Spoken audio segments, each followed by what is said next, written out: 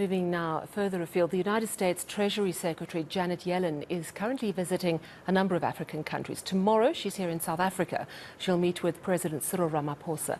This, of course, in the same week that Russian Foreign Minister Sergey Lavrov has also been visiting us. Let's speak now to our New York correspondent, William Denselow. William, thank you so much for joining us. So Janet Yellen has been on an Africa tour.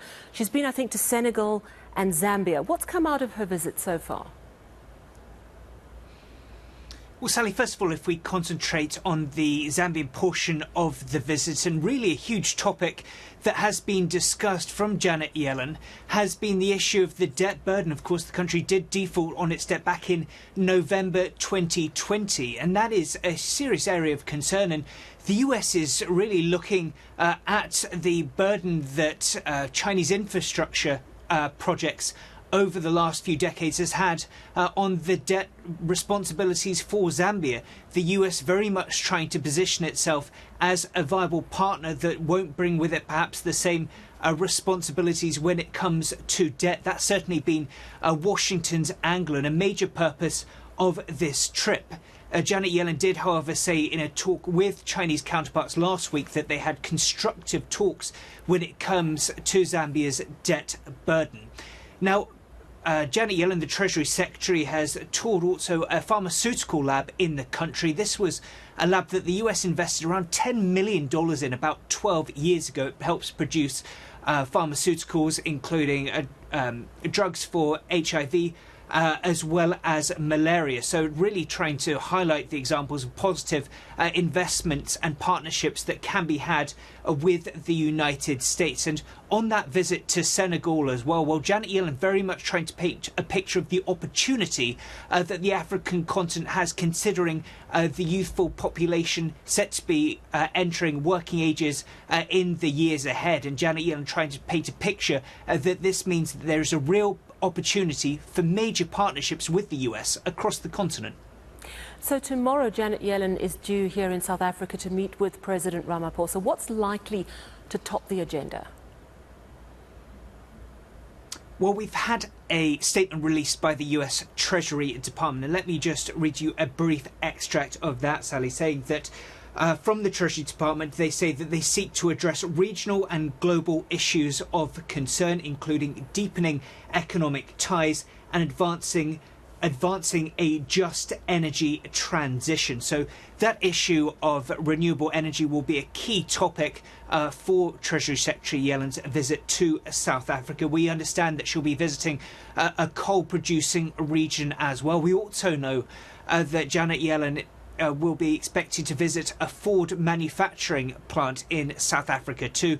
That is expected to very much tie into another theme of Janet Yellen's visit, will be seeking to expand trade and investment opportunities. This, of course, comes as they're really seen as a full court press when it comes to the US and its pledges to invest more on the African continent. Of course, back last month, we had that African Leaders Summit in Washington, D.C., the US pledging to commit around $55 billion into projects on the African continent over the next 3 years. So this visit is very much seen as just one step in what the White House pledges to be a number of high-profile visits from cabinet members, as well as President Biden expected to make a trip to the region later this year.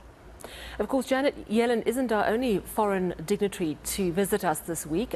We've had a visit from Russia's Foreign Secretary, Sergey Lavrov, as well. And also next month, South Africa, as part of BRICS, is going to be doing naval exercises with China and Russia in the waters off our KwaZulu-Natal coast.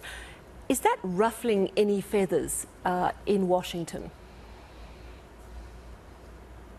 It's certainly a huge area of concern. It's certainly evidence that Washington is not having it all its own way when it comes to their hopes for garnering, developing deeper relationships with South Africa, as well as other nations across the continent too. It's important to note that this is Sergey Lavrov's second visit to the African continent in just 6 months. That shows the significance that Moscow is putting on developing its ties with the likes of South Africa in the region. Of course, Sergey Lavrov very much painted a picture that it's Western sanctions that are having major ramifications for the energy crisis we've seen around the world, the food crisis that's being felt so prominently, so acutely across parts of Africa too.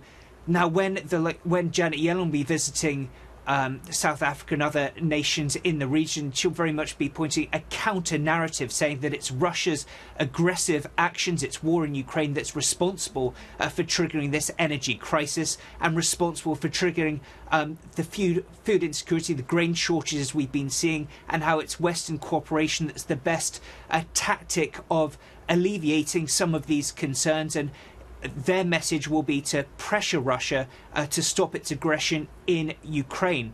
But of course, what we've seen from South Africa, and that's played out here in New York as well as in those bilateral conversations, that South Africa continues to take more of a neutral stance. That is something that Washington will very much be hoping to change.